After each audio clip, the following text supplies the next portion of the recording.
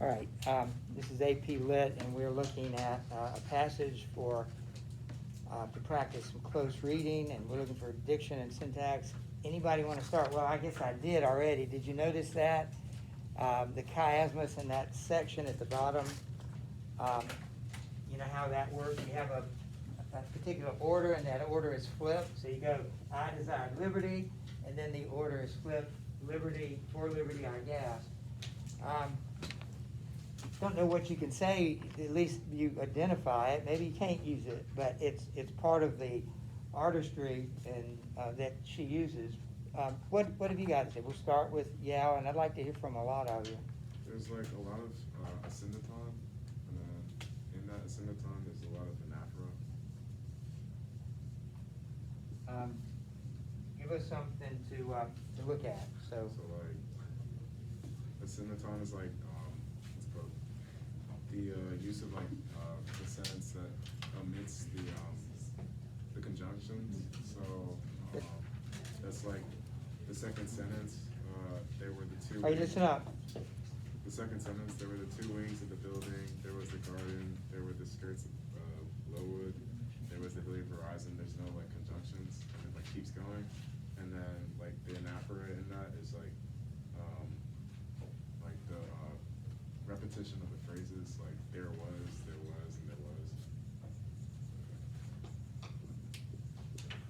was. Can you take it a step further and tell me what is the effect of those of that writing? What is created by that? Well, like specifically in the poem, like he's talking about like what he saw when he looked out of his window. Right. So like it just paints a bigger picture. Right. Like the more things he lists out. Did anybody else see anything else in addition to that? Listen to it. I went to the window, and you said he's using a syndeton, no conjunctions.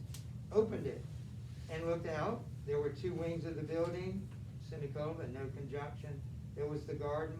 There was the outskirts of Lowood. There was the rest of the hilly horizon. Given what you know about the whole passage, what does that kind of reinforce? What would a long list do to a lot of us if we read it or heard it? It's this, and this, and this, and this. It's just kind of a long list, I think might bore you. And so why would that be an appropriate impression to give here at the beginning? What's her life like? Well, maybe we have to talk more about it, but if you notice her, and I think this is from Jane Eyre, you recognize it, it's the Lowood that gives it away from me. Mrs. Reed. Okay. She's a young girl. So we'll notice that there's a pattern in the way she writes this to, I think, create a feeling of, well, one is boredom, because she is bored.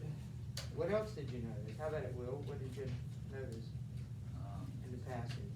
When she's talking about the landscape at the beginning, the sentences are longer and more descriptive, and then when she starts talking about how she like doesn't like school, it's like really short, like sentences. Okay, can you find any effect? What does that add to it? Can you sense anything? I mentioned one thing is the boredom, just the list, the item after item after item, it gets tiresome after a while.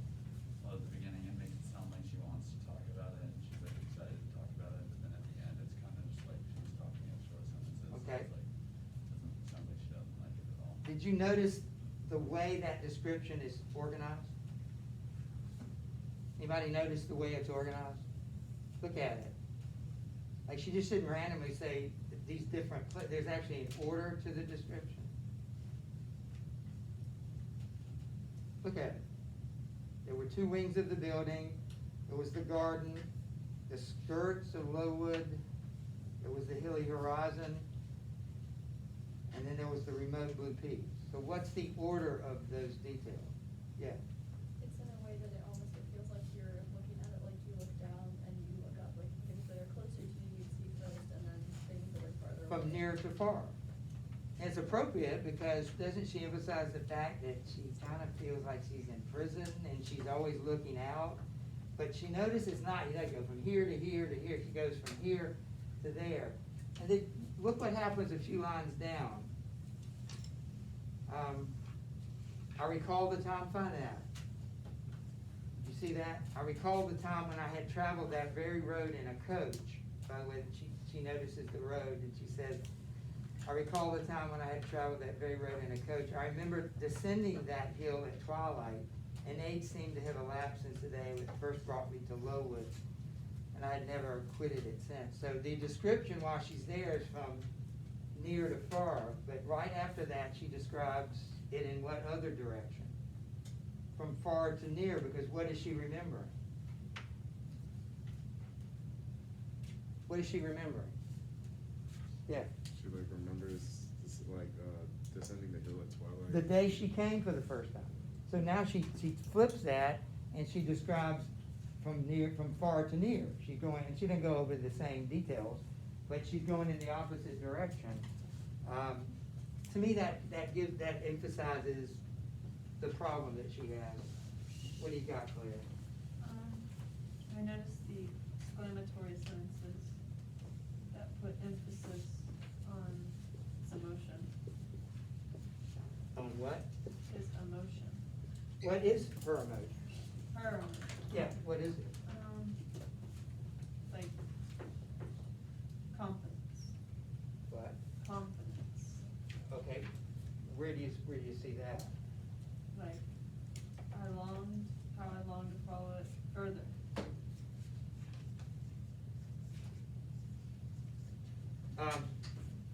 Yeah. Well, first of all, you mentioned the longing. Do you see that idea repeated more than once here? Layla, do you notice how many times she uses the word long? I long to follow it farther, and I long to surmount it. Then later at the end, she says, I desire liberty. I desired for liberty. I gasped for liberty. I uttered a prayer. So one of the things that she talks about, again, talking about addiction, desire, longing, she has great desires for things because she doesn't have them. Yeah. I noticed that as the poem went on, she used the pronoun I more, which emphasized her loneliness. And her individual, she's not really a part of the group. And you're right, even the letter I, not to take it too much further, but that, it stands out. If you use it a lot, she is alone. Very good. And she's not a part of the group even, she's not alone, but she feels alone. Very good. And you mentioned anaphora, again, the idea there. It creates a sense of monotony or boredom, which is what she feels. How about it, Maddie? What else? The way she is describing the different I guess the mountains and the peaks is very elevated, and when she talks about school, it's more like I don't know. It's like there are two wings of the building, and it's like the hilly horizon, the blue peaks. I feel like you would have described this that you could kind of say the mountains. Well, look at that fourth or fifth line when she's describing that. I was as long as surmount within the boundary. What do those words have in common? Boundary, prison, ground, circle them, underline them. Boundary, prison, ground, and exile. What do they have in common? Oh, they're all more like, I guess like she's more like limited to it, or like she's, I don't know what the word is. Then don't you get the feeling she thinks she's in prison, she wants to get out, and there it is, she just can't reach it. And you mentioned that list at the bottom, go down to school rules, school duties, school habits, and notions, and voices, and faces, and phrases, and costumes, and preferences, and antipathies. Again, the first of that, it's ascendatine, and circle it, underline, label it, just so you'll see it. It's ascendatine, then it becomes polyscendatine, but it has the same effect. Boring duties, boring habits, boring notions. She lives here. She doesn't go home at night. She lives here. And then the fact that you have the ascendatine gives it almost a breathlessness, and faces, and phrases, and costumes. It's a lot, but none of it is pleasant. It just, again, emphasizes, you see how the sentence structure, the syntax emphasizes her emotions. And then you have, she talks about the longing. I see a little bit of, I don't know if it's the right word, oxymoron or paradox at the end. explain what she's looking for. Johnson, what about the end? How does she end it? She kind of ends it with an exclamation. She literally ends it with an exclamation point. But She says, grant me at least a new servitude, but like the entire rest of the passage is her like longing for freedom, and then she's like asking for servitude. why would I call that a paradox? Or an oxymoron, you know, the servitude, and it's not really, but why would she long? She wants liberty, but why does she say at least a new servitude? What is the point she's trying to make? Is it that she's even like just something different? Very good. If that's all she wants, she will never be free, she feels like. But at least she can get, if I'm gonna be a prisoner, let me be a prisoner in a different place. That's the bad, at least it's different. That's how bad her life is. Asyndeton, polysyndeton, simple record. What about the name of the place? Lowood. What do you think that adds, Jacob? It's Lowood.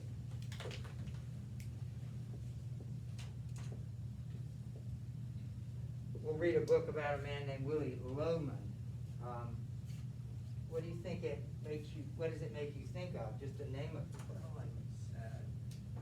Low. And so you see how the sadness, the emotions, the boredom, the repetition, the diction, everything's working to show that this isn't pleasant. And I haven't read the book in years. Some of you did. I cannot remember this. I can't remember exactly where this is. Is this early in the book or is it later in the book? It's early in the book. That would make sense.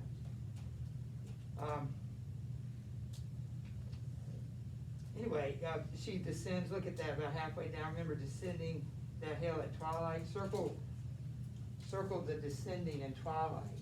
We noted earlier. Neither one of those give positive feelings to you. You're descending. You're going down, and it's at evening. I thought I'm going to read you something. This is one way. If you had to write about it. It's just kind of, we're all over the place. Let's see how we could draw that together. There's no prompt here, you know, it just, I'm trying to pull these ideas together. It says, the emphasis of the passage is on the imprisonment of the speaker in place, in time, and in her desires. It begins with a physical description of the speaker's view from her window, like a prison window, which proceeds from near to far, from the building she is in to the blue peaks beyond. This description utilizes anaphora, there, and later school, to emphasize the maddening sameness and routine of her prison-like existence. She even describes the surrounding rocks and heath as prison ground, exile limit. The time imprisonment, that's an imprisonment of place. The time imprisonment of her life is emphasized when she says that she never quitted, she uses the word never several times, or left the school since she arrived, that she was never sent for during vacations, nor had any of her family ever been there. So never, ever emphasizes the imprisonment of time. It's just taken, it's been there a long time. And finally, the imprisonment of her desires is stressed in repeating long. I long to surmount the nearby peaks. I long to follow it, meaning the road that led away from school. She had been isolated from the world for 8 years, and now I desired for liberty. So just a repetition of what she wants but can't get. Those things are imprisoned. I uttered a prayer, but willingly, desperately, at least, for a new servitude. Anything but the same old thing. I heard this is fascinating. I guess we've all imagined this. There's this guy that's been in a jail up there in Washington, D.C. for 55 days, and most of that time was in a solitude, what do they call it? Solitary confinement. So what they do is they put you in a block, you know, you're in a basic cave with a door. I don't guess there are any windows. And you never see anybody. He said, he said it was like being in hell. not being around other people is worse. Even if you're around bad people, it's better, I suppose, than being alone. And so he felt completely alone. He could hear things, but didn't know what was going on. He never knew what day it was, didn't know what time of day it was. He would spend 23 out of 24 hours inside that. And it just sounded awful, the loneliness. It seemed like a lot of the stories that we read, even the House 7 Gables, which we're going to move to now, but even that is about community. That's a theme I would really look for. You never know what they're going to ask you, but it's something to consider as you think of the books, how often that theme crops up, and it seems to be one here. So anyway, that's kind of what you would be expected to do. Put that together, that description together, and utilizing the techniques. I got something to give you. I have 10 minutes. So don't pack up yet. All right. So I want to give this to you, and I am withholding two, so I can read from them. I'm going to read from Caroline's and Jonathan, and I won't read all of it, but let me give you your paper so you can kind of take a look at it. You can decide what you want to do with it. If you want to rewrite it, you can.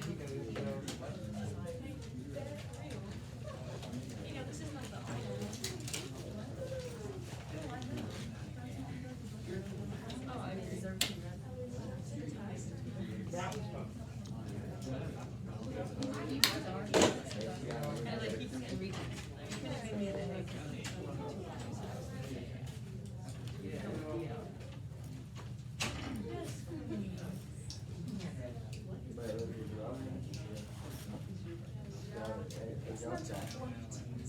Claire.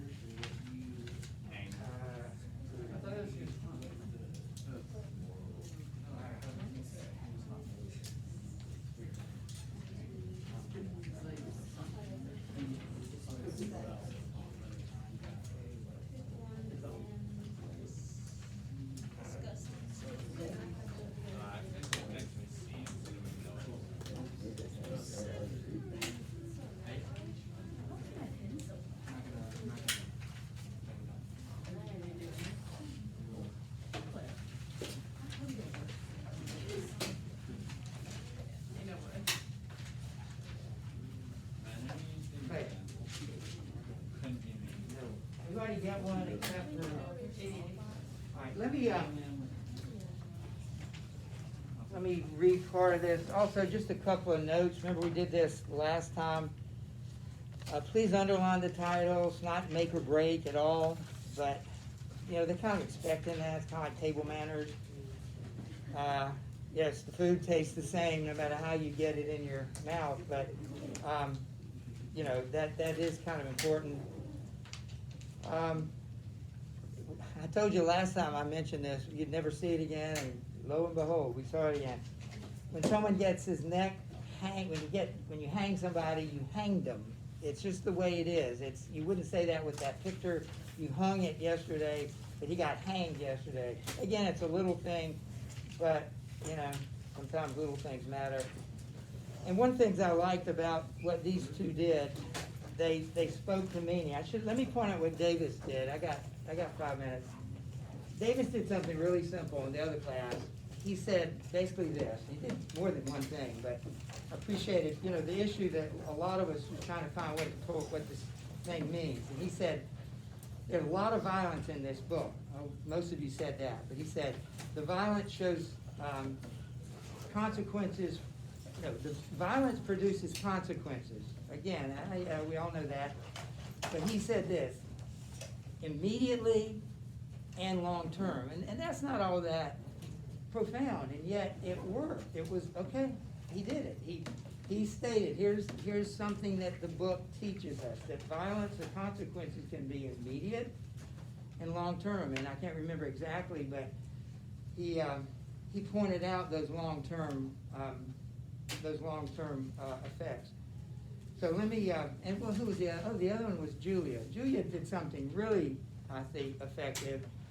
Because I asked a lot of you, and it's not like you should answer every question I have. If I read the new paper, I'll have probably as many new questions. That doesn't make or break the paper. It's a dialogue that I'm having with you. You know, if we were talking about it, yeah, but what do you think that means?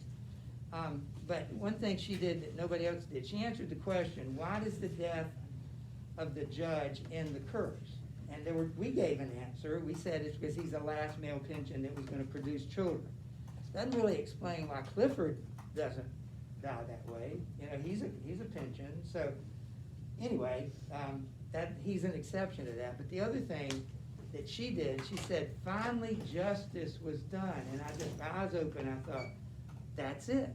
You know, that sin, the first sin, the original sin, had not been dealt with until the last pension finally got what he deserved. It was finally like justice had been done. And she said, all of a sudden the differences between the two families immediately were blurred. There weren't two separate families anymore. There was one family, because now you got Phoebe and what's his name getting married. And I thought that was a very great way to tie the whole thing together. That's what sins have, you know, this generational sin thing. He also mentioned how Jaffrey died, but Jaffrey wasn't even, he didn't do anything wrong.